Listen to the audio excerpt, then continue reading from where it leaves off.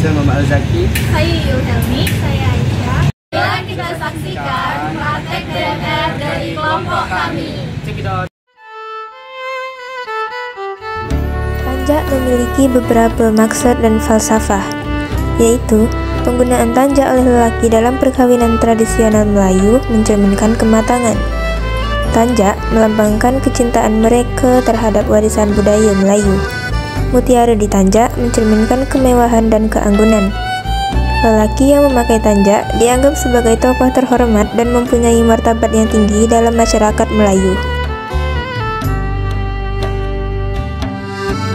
Kain songket untuk lelaki memiliki beberapa falsafah berkaitan kain songket berwarna kelabu hingga keemasan bagi lelaki.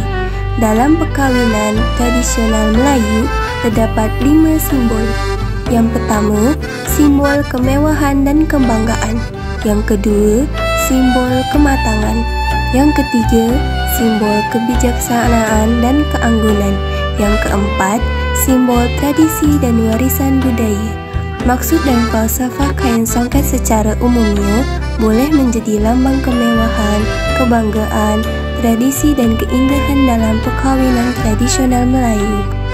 Bros baju pengantin biasanya dipakai oleh pengantin sebagai hiasan pada pakaian perkawinan mereka. Bros pengantin menggambarkan kecantikan dan keanggunan pengantin wanita dan lelaki. Bros pengantin boleh menjadi lambang status dan kedudukan dalam masyarakat Melayu. Bros pengantin selalunya terdiri daripada beberapa bahagian yang bersambung yang melambangkan perpaduan dan keharmonian antara pasangan pengantin serta kesatuan keluarga pengantin. Beberapa bros pengantin Melayu tradisional mempunyai hiasan yang dipercaya mempunyai kuasa magis atau pelindung. Maksud dan falsafah bros pengantin Melayu tradisional secara umumnya ialah melambangkan keindahan, status perpaduan, warisan budaya dan kepercayaan dalam perkawinan tradisional Melayu. Selayang tutup sanggul. Turun sanggul emas mencerminkan kemewahan dan keanggunan. Sarung sanggul berwarna sering digunakan oleh wanita yang mempunyai kedudukan atau status yang tinggi dalam masyarakat Melayu. Juga mencerminkan penghormatan terhadap tradisi dan warisan budaya Melayu. Kain songket wanita berwarna kelabu hingga keemasan mencerminkan penggunaan dalam penampilan mereka. Kain songket ini juga melambangkan kemewahan dan kebanggaan terhadap budaya Melayu Riau. Memakai songket dianggap bijak, matang dan bersedia untuk memasuki alam berumah tangga. Penggunaan kain songket Melayu juga mencerminkan penghormatan terhadap tradisi dan warisan budaya Melayu. Secara umumnya, kain songket ialah lambang kecantikan, kemewahan, tradisi dan kecantikannya dalam perkawinan tradisional Melayu untuk wanita. Sebaik lelaki berwarna kuning dalam baju perkawinan adat Melayu memiliki makna dan falsafah. Sebaik lelaki berwarna kuning mencerminkan keceriaan dan kebahagiaan. Warna kuning dalam budaya Melayu sering dikaitkan dengan keberuntungan. Penggunaan sebaik berwarna kuning dalam perkawinan adat Melayu diharapkan membawa keberuntungan dan kesuksesan bagi pengantin lelaki. Lelaki yang mengenakan sebaik ini dianggap sebagai sosok yang terhormat dan memiliki martabat tinggi dalam masyarakat Melayu. Juga mencerminkan penghormatan terhadap tradisi dan warisan budaya.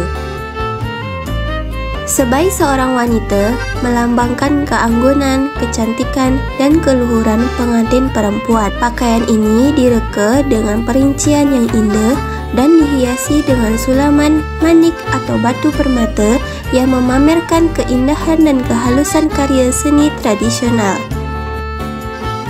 Lelaki berwarna kuning dalam baju perkawinan adat Melayu memiliki makna dan falsafah. Warna kuning yang cerah dan ceria memberikan nuansa positif dan menggambarkan suasana perkawinan yang penuh keceriaan dan keseronokan. Penggunaan bengkung berwarna kuning diharapkan membawa keberuntungan dan kesuksesan bagi pengantin lelaki. Lelaki yang mengenakan bengkung ini dianggap sebagai sosok yang terhormat dan memiliki martabat tinggi dalam masyarakat Melayu. Bengkung wanita ialah sejenis kain panjang yang digunakan untuk mengikat pinggang dan perut pengantin. Bengkung wanita melambangkan kesucian, keanggunan, dan keperawanan pengantin perempuan. Tujuan penggunaan bengkung ialah untuk menyerahkan bentuk badan yang elok dan memberi kesan anggun dan pade pengantin. Sanggul ialah gaya rambut tradisional yang sering digunakan dalam budaya di seluruh dunia. Berikut ialah beberapa makna umum yang dikaitkan dengan sanggul. Pertama, sanggul sering dianggap sebagai simbol kecantikan dan keanggunan. Kedua, sanggul juga boleh melambangkan kematangan dan kedewasaan. Ketiga, dalam beberapa budaya, sanggul yang tinggi dan kuat boleh melambangkan kekuatan dan keberanian. Sunting ialah perhiasan yang digunakan pada rambut pengantin wanita dalam perkahwinan tradisional Melayu.